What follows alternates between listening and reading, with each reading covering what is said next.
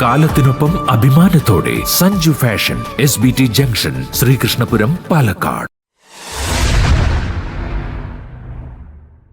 ശ്രീ പരിയാനംപറ്റ ഭഗവതി ക്ഷേത്രത്തിൽ ആനയൂട്ടും അഷ്ടദ്രവ്യ മഹാഗണപതി ഹോമവും ഭക്തിസാന്ദ്രം.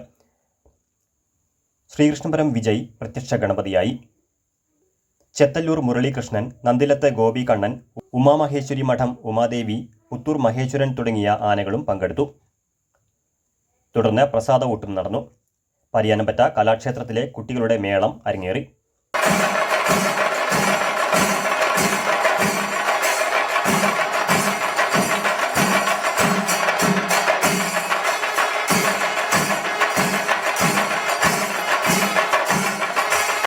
ചടങ്ങിൽ വയനാട്ടിലെ ഉരുൾപൊട്ടലിൽ ദുരിതം അനുഭവിക്കുന്നവർക്ക് വേണ്ടി മുഖ്യമന്ത്രിയുടെ ദുരിതാശ്വാസ നിധിയിലേക്ക് 5 ലക്ഷം രൂപ കൈമാറി.